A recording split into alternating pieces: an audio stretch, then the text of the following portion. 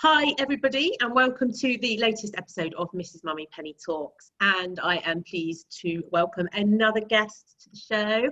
I have my very good friend and fellow personal finance expert, Holly from Thrifty Mum, and we've done a podcast before, but it was a few years ago. So I wanted to get Holly back to share what sort of happened over the past couple of years and how you became Thrifty Mum, because you've had a very exciting time over lockdown with work that's coming to do with Thrifty Mum. So I want you to share all of that stuff and how it happened. So welcome to the podcast, Holly. Thanks for coming on. Thank you so much for having me again. It's exciting. Yes, very exciting. Now, Thrifty Mum, then the website. So how did it even happen? How did you come up with the idea of this website and social media and everything?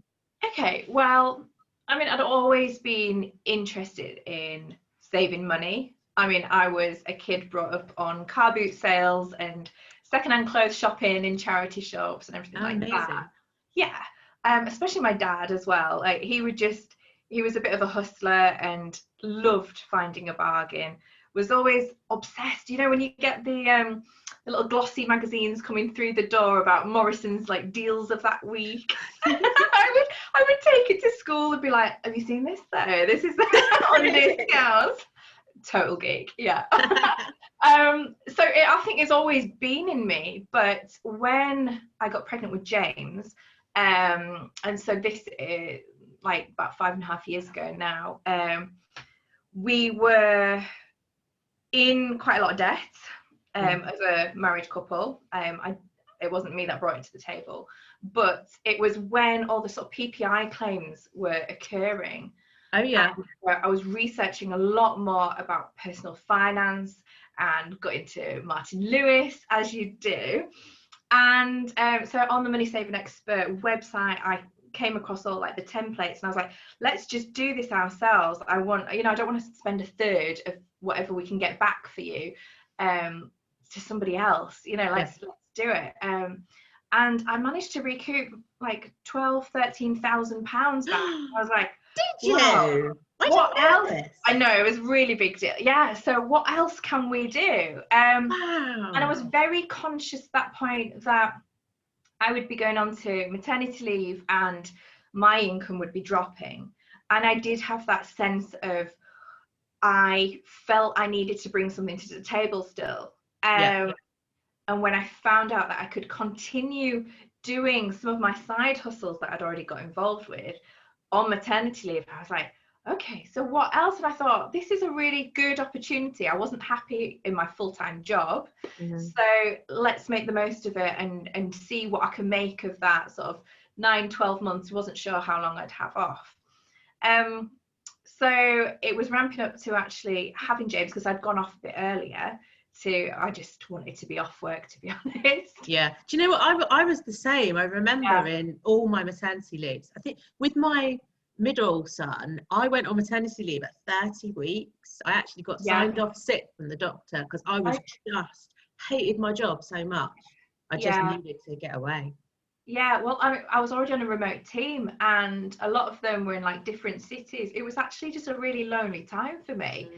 But I'd started getting more involved in this like online community of money savers, money makers, side hustlers. And I'd been doing like mystery dining and mystery shopping, so getting paid to go undercover and do a bit of like detective work, take those covert pictures, and it was just really fun, but really satisfying. It was just such a big comparison to like my day job, which was just it didn't give me that thrill or satisfaction. So I knew I wanted to do more like that. And then I was friends with Emma Drew, who wanted to sort of kind of she asked my permission to use me as a bit of I don't know, like a guinea pig, I guess. She wanted to create a course on helping people to set up blogs. And so she said, if I help you set one up, can I like record that and use it as part of a course? So I was like, yeah, because I don't know what I'm doing. So that sounds like a really good way about it. So she assisted me in that. So I've got so much to thank her for, really. She's just sort of that real pivot point in my life where it's taken this different trajectory that I'm just absolutely loving. And you know, when you find something that's really true to your core values and your true self, and you're just like, I feel like I'm at home with it. So we set up Thrifty Mum, and I was in lots of like Facebook groups, like people expecting at the same sort of time their own babies, and I was like, oh, have you seen this discount, you know, here's my deal. It was all like my Morrison's glossy sort of junk mail all over again, but because I wanted to help people. And one of the girls in that group said, you know, you really need your own website with this sort of stuff on.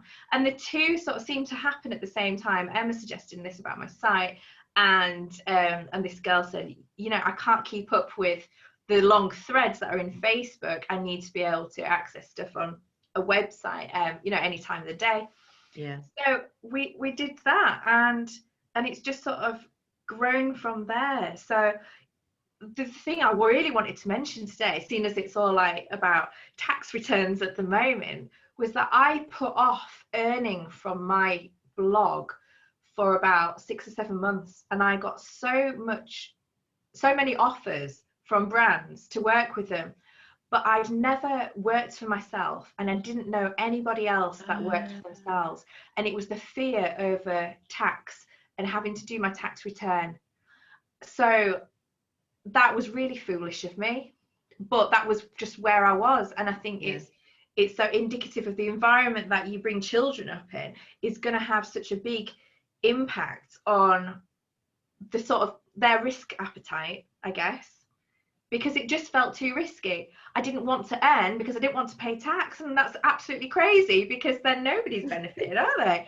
I'm like, yes, give me more work now. I want to pay more tax, because I think helping people. I think you raise a really valid point there, though, that setting up side hustles or setting up your own business, it scares a lot of people, and a lot of people won't take that step because of the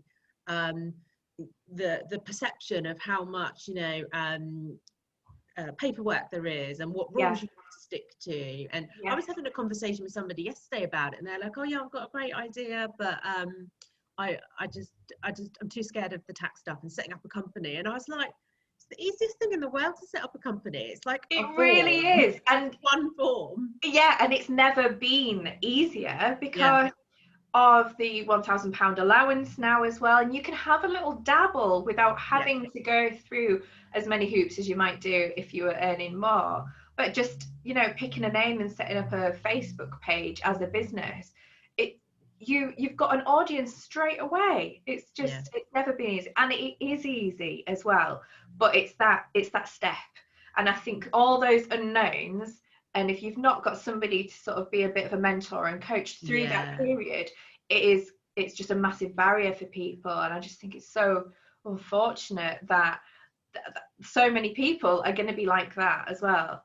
But just really do it if you are tempted, because it's so worth it. Touch on that £1,000 thing just to describe to people. So you are able to earn up to £1,000 extra in whatever way you choose, and just without sort of declaring that to anybody.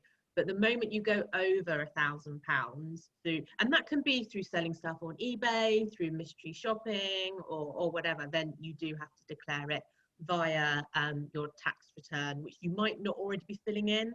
Because some people's tax affairs are really simple and they don't need to fill in. I certainly didn't have to fill in a tax return until I was self-employed. But yeah, then once it's over 1,000, you need to be declaring it. And most earnings are taxable earnings. There's just a few exceptions to the rules. Like I know we'll have to talk about this in a bit, but you're a huge, like, you love entering competitions and stuff. So if you to ever win any money from a competition, you don't have to pay tax on that. That's right. And there's a few other exceptions to the rules, but generally, you do have to pay tax on earnings over £1,000.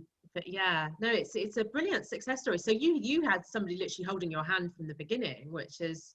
I did, I mean, she was very kind in sort of showing me the ropes and introducing me to the right people, and that was a point where I joined UK Money Bloggers as well.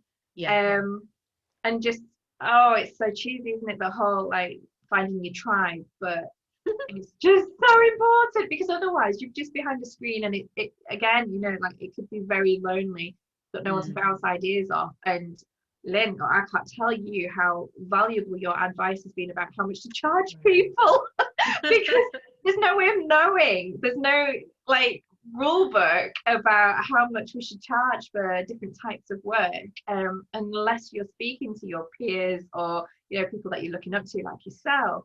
It's difficult to know how far to push it and still get the income coming in. But I'd always been like full-time employed, and so I'd always had that bit of like a safety net, I guess, and the security of it.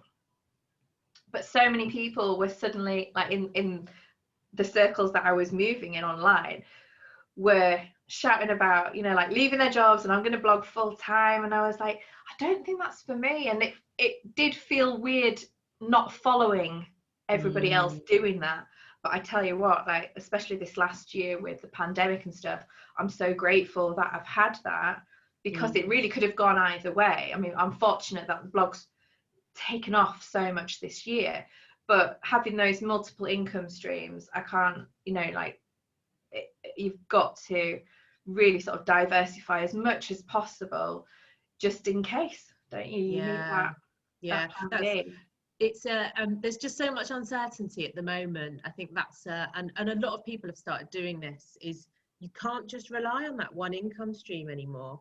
And even with I've always been very wary of it in with Mrs. Mummy Penny. So Mrs. Mummy Penny is my full-time income, but what I try to do is diversify the income within that as much as possible. So the income comes from 10 different sources, or 20 different sources, 20 different ways of making money.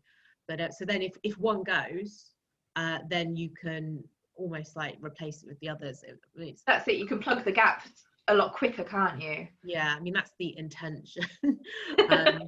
I've been fortunate. I think we've both been in the same boat with our with 50 Mum and with Mrs. Mummy Penny, that we've both done okay over the past year with COVID.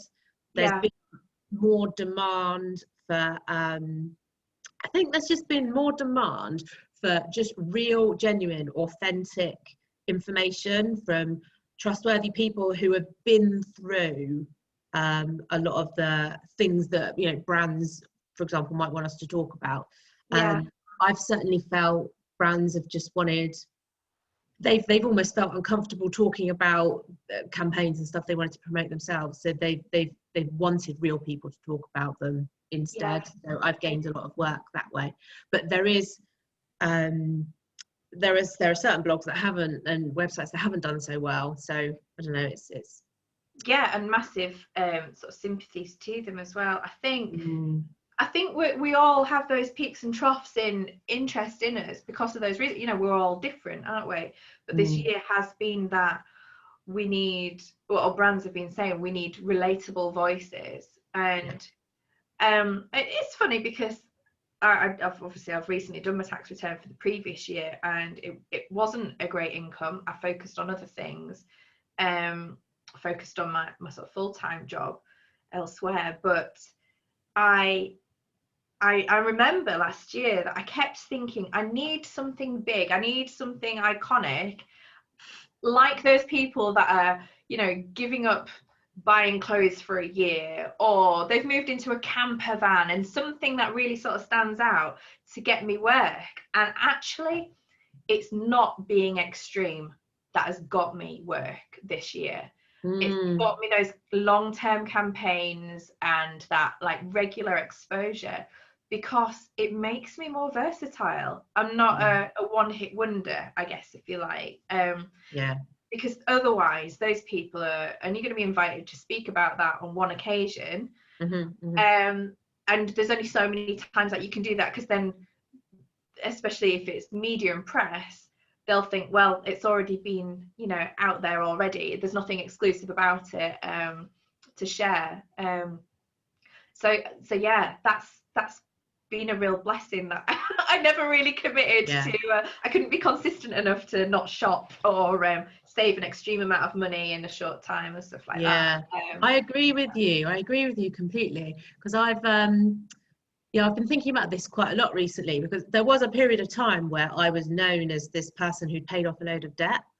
And I did a lot of media work, and I did a lot of work with press to do with that story. I wouldn't say I've done many campaigns, like brand campaigns about paying off debt, but I'm not that person anymore. Like, that was 2 years ago, and I'm now in a position where I'm working towards putting lots of money into my pension and having a great investment pot, and like I actually have an emergency fund topped up to where it needs to be, and I'm in a completely different financial situation. So I think you're much better off being a general, you're a mum, you've got kids, so you've got that real life, and you're a single mum as well, which gives you and I different elements. But being that general money saving person is more of a that's really interesting though, that you said about like moving away from your story. And I've heard this before, change your story, change your life. That almost if you continue to talk about that one area, that is probably going to keep you in that state as well. And you might end up in that cycle of debt and paying it off, and debt and paying it off, and perpetuating it. Whereas now I can see you're so focused on your future, and so investing in yourself and your own future, I think is fantastic, isn't it? Because you're never going to tire of that, and it's so positive. It's brilliant. I love seeing your pension bee campaign stuff, your big posters, the spotting you in Leeds train station. That was awesome. It's like, it's probably a life highlight that I need to be on a billboard. I need to see my mug on a billboard, only because like when the kids see me on TV, I see their little faces light up. They're just so proud, and it boosts my ego a little bit. Oh no, totally. Like, there is an element of it that's an ego thing, that because loads of people, like on a daily basis, I was getting like pictures from random people being sent to me. Fantastic. I've just seen you. I think the TV ads back on TV again, because somebody sent that to me yesterday. But it was just a really, I mean, it's a brand who I've worked with for years and years. I think that it's an incredible brand with really good ethics and ethos. It's where all my pension money is. I know the management team really well, so it was just a lovely campaign to be involved in. But to say you've been a billboard model is pretty. I'm jealous of that. I'm just So you touched on TV then. So you had this amazing thing happen. And I was I was like there along the journey from the beginning of, I've just had this phone call that this TV show is interested in me, and then it actually like happened. So oh my god, it was so weird. So I got this.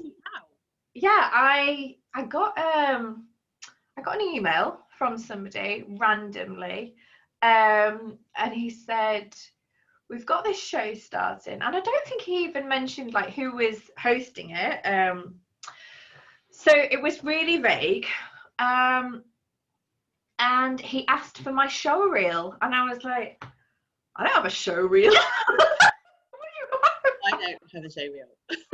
Gosh. And I was panicking, thinking, should I have a show reel? Is that something that I'm lacking in my media kit? How can I go about this? And then he's like, no, that's fine then. Can you just do a 2-minute piece to camera, telling me about some of the deals that you've spotted for this week? And really, my blog hasn't been about that. So I was like, what? Whose sites do I know? And then I felt like I was stealing ideas off people. And then I had my kids as well, and I'm trying to do this 2 minutes, and they're like running about, and I just thought, oh no, like they're never gonna have me. But I have been approached in the past about a different program that some of our friends have appeared on, and I didn't follow that through because I was fearful and didn't really know, couldn't sell myself, and I massively regretted that, because the show had been really good, very successful. But I had come to peace with it and thought, if it's meant to be, it won't pass me by. And then this came up and I was like, oh, okay, I must follow through with this now. And I do have bits of issues of like follow through because of that fear, and I back out at last minute because it is that last hurdle that's the most uncomfortable bit. Yeah. And waiting for somebody's approval as well. And it's so personal too, because you're waiting for them to approve whether you look right or whether you've got the right chemistry and energy. Mm-hmm. Anyway, so I waited till the kids had gone to bed. I sat on my bed and just filmed myself talking about like how I would save money and what my family had done this week. So it was real. It wasn't like you could go buy this and get this freebie. It was like I need to be true to myself and talk about me and the kids and what we were up to. And that got me booked in for a screen test. So I had to go to Leeds and do that. And yeah, it turned out to be for Steph's Pat Lunch on Channel 4 with Steph McGovern. And I'm now a consumer expert. This is just, it's amazing. And you do it so like, what, once a week, once every 2 weeks? Yeah, it's not like a regular spot every week because it fits in with my kids and my day job and all that. But I think why it's worked for them, why they like working with me, is because I've been flexible and been like, I have worked in TV before, so it's a long time ago, about 15 years, but I was on the other side of the camera then. So it sort of feels like coming home a little bit, but I just can't tell you how much fun it is.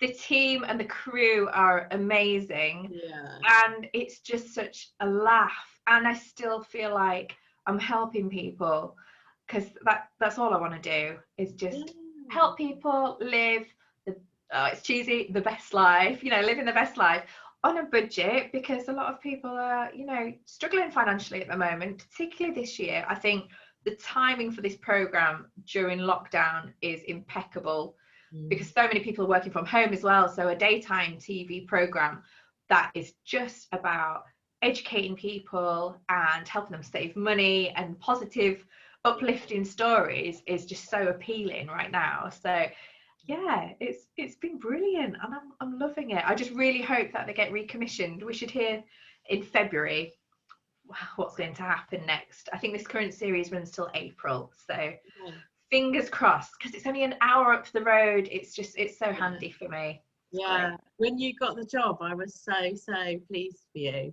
Do you remember the conversation about whether I should charge them? I was like, it sounds really good, and I think I'd do it for free, but I feel like I should ask them for a fee. And you were like, yes, definitely. You need to be asking for this much and this much. And I was like, okay, I'm going to do it. I'm going to like really psyched myself up, and I asked, and they were like, oh, well, we'll ask the question.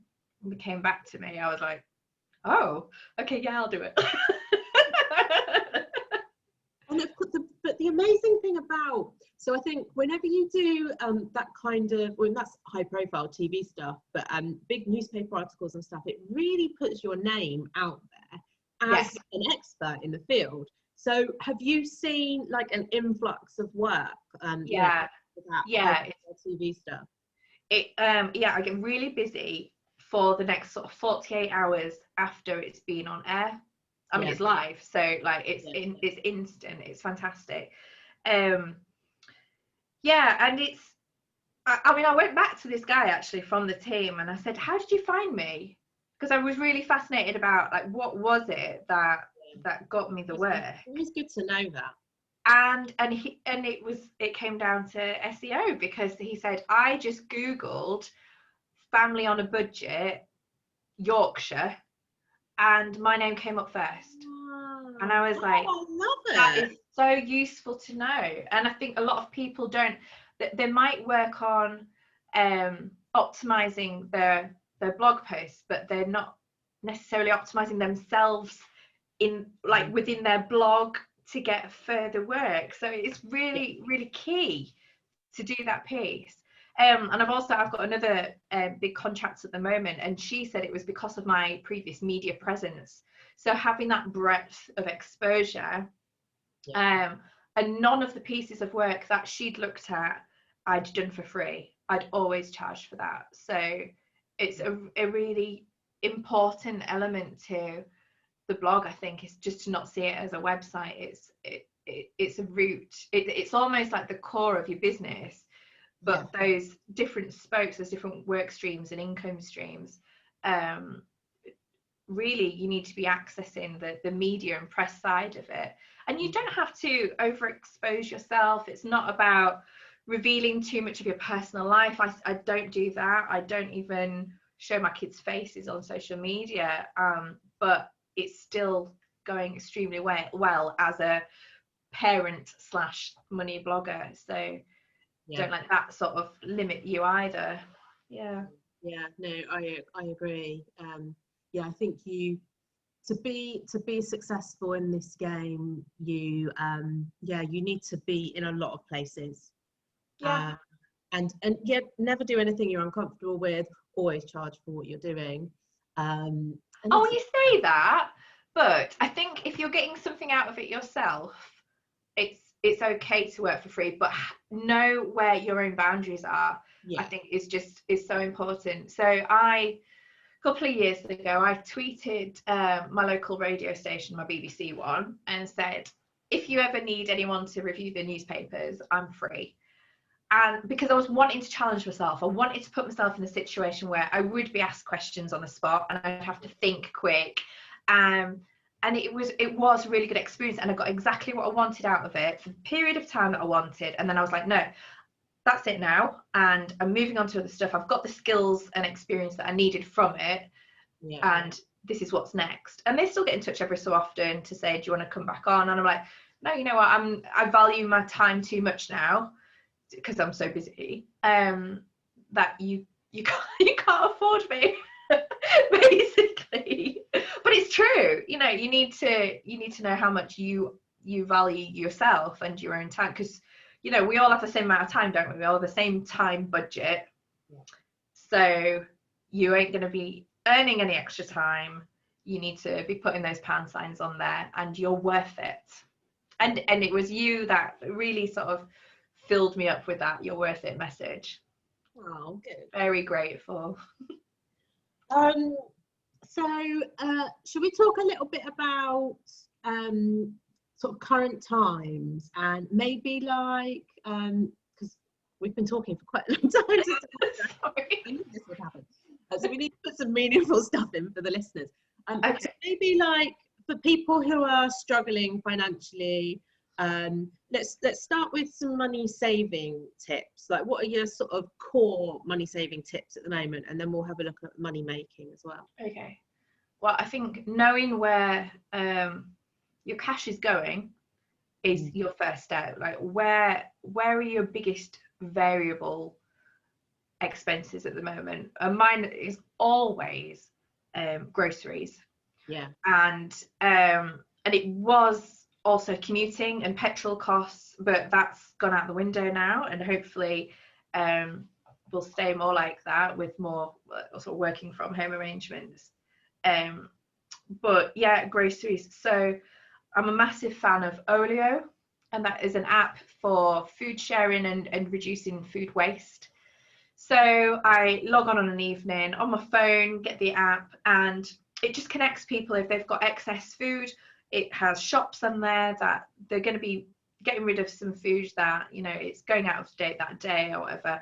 They just advertise it and you can go pick it up. Or they've got these food waste heroes that will go pick up stuff in bulk, and you go to these people's houses to pick it up. And they've still got like COVID safe arrangements. So that's a really good one, and the food is completely free. They've even started branching out on like non-food things and handmade gifts and stuff. So that's quite nice. So that's Olio, which is OLIO. Yes, that's right. And the other one is called Too Good To Go. Oh yeah. So that's very similar, and it's mostly like cafes and restaurants, and some supermarkets have been joining that now as well. I think Morrison's is one of the big ones, and you can get a lucky bag or a lucky box of a variety of different things that again might be going into the bin otherwise. So you buy that for, I think it varies around the country, but you're looking at about £2.50, £3, and you can get loads of different branded goods as well in there. So that's a really nice savings.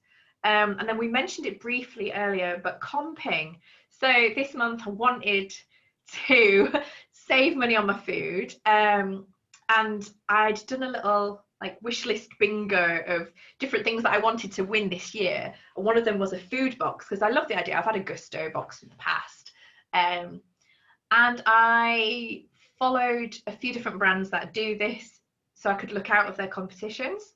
So I followed them first, and then I saw that Mindful Chef had a giveaway, and I won that. So I won a month's worth of deliveries from them, which is 3 meals a week, and it worked out, I think it was worth about £112, and it's all really healthy food, and I've really enjoyed the process. Oh, so delicious, these recipes, and it's stuff that I would never have ever like bothered with, because they use so many different ingredients, which is what ramps up the cost normally. And that's why I end up doing like, you know, like a bolognese and, you know, chili and the usual stuff in my repertoire. I've got so tight to keep my grocery budget down. But yeah, so I ended up winning that. So that just means that my food's sorted for me, not necessarily for the kids, but for me, for the next sort of 4 or 5 weeks. So that's been brilliant. So yeah, so saving money on my food has just been sort of really key this month. I've also changed my utility supplier as well, and I think I'd got into that routine of just changing like once a year when I felt like I should be reviewing the renewals. But I've seen a lot more people changing more frequently now and making the most of the referral cashback. So yeah, sort of just changing my mindset a little bit more. I think it had got, even though I thought I was saving money, because I could save more if I just got rid of that rigidity of like, it's an annual renewal, so it must be an annual review, and be a bit more flexible about it all. Yeah, that's interesting actually, because I'm probably in that mindset of annual reviewing all those kind of bills. But a lot of energy companies, they don't have you can just exit. There's no. Yes, that's the key. No exit fees. There isn't a fee when you leave them. Yeah. Or you can call them up and say, am I on the best tariff going? And if you're not, they'll switch you to a better one. Yeah. But I think a lot of people, I don't know, like our age, seem to avoid phone calls for some reason. Like, it's just a bit daunting, and I think it comes back to that, like, not knowing, and maybe that the like correct language and understanding the processes. But yeah, reaching out to like real human beings and just being a bit vulnerable and being like, you know what, hands up, I don't know. How can you help me? And asking for help, because people actually really like to give help, don't they? So just sort of finding that like human connection, I guess, to improve your situation. But the other thing I've done this month, which I wanted to tell you about, which is very exciting, I set up a Facebook group for my village to exchange stuff for free. So, you know, with charity shops closed at the moment, people in lockdown, shorter days, everybody's trying to have a declutter but got nowhere to take it. I set up this group. We got over 1,000 members within the first 24 hours. Wow. And honestly, it's the most active group. I can't believe the generosity of people. But I think it's that like reluctance, or, you know, people don't really want to go to the post office at the moment, so they're not eBaying as much as normal. They don't want the faff of having to package everything up. But honestly, I've got so much. So it was Ted's 4th birthday last week. He got so much stuff for free, completely free. And I'm just thinking, we've got another 12 months until Christmas. I'm going to start stashing stuff away for Christmas. It's going to cost me nothing this year. I'm very excited about that. That's such a good idea. I love that. That's almost like that covers off the sort of money saving and the money making, because you're not having to make the money to buy that stuff because it's free. Yeah, you're absolutely right. And I like the environmental side of it as well. And the sense of community. I see people walking down the street going to pick things up from people's, you know, like front doorsteps and stuff. They're just leaving it out for people to get. And it's such a nice feeling, just a real sense of community, people wanting to help each other. because they're putting like wanted signs on saying, oh, there was a teacher on there this week and she wanted some like old school stuff, you know, like a VHS tape and a cassette and things to show her children, school children, what things were like back in the day. Yeah. And people just offering stuff up. So yeah, it's a really positive place. I love it. Yeah. And there's a lot of self-interest there as well, because I've got a captive audience there who obviously like saving money and might get an odd referral link at some point as well. Oh, yeah, totally. Yeah. I set up Netboy Vitamins for sale so many years ago, maybe like 6 years ago, and yeah, occasionally I say no businesses are allowed in there, but I have a moderator who gets rid of all of that kind of stuff for me. But it's a nice little community. But yeah, I occasionally drop. Yeah, well, your group, your rules, so you get to get to use it. Yeah. So well, I get asked this question quite a lot, like how do you make money at the moment? And it is more challenging to make money in lockdown, isn't it? Because you can't be doing the mystery shops and those kind of stuff, which was always like a nice way of making money. Yeah, you can still do eBay, but again, as you mentioned, there's restrictions about that. So and I'm always a little bit questionnaires, like people say it's a way of making money, but I haven't got time for that. I want to sit there for an hour to make a quid. It's just not efficient, is it? No, it's not efficient use of time, like you said. It's really not. Too early on. It's not something that I've tried it, and it's not my bag. No. No, I did it a little bit as well, but I was a mystery shopper for Royal Mail, and so I had to like post packages and letters on a certain day from a certain post box. It's very strange. And they paid me in vouchers and stamps, which was useful when I was like eBaying. Yeah, paid me in stamps. Hey, you know what? Stamps are expensive. They are, yeah. It was a weird one. Yeah, I've seen that a lot of the mystery shopping companies, they've tried to diversify and have it as like online shopping and phone calls for like making bookings and things, but it's not really appealing to me at the moment. What I'm thinking is this year is all about people want to help small businesses, and I think there's a particular drive to support parents at home as well that are trying to set up their own business. Now there's all sorts of complications. If you do anything like food related, you need to be talking to your local training standards with the council about what kind of certificates you're going to need. But I've treated myself to I'm probably going to pronounce it wrong. I'm going to call it a cry cut. You know, those printers that cut out paper or vinyl and then you can personalize things. Oh, right, yeah.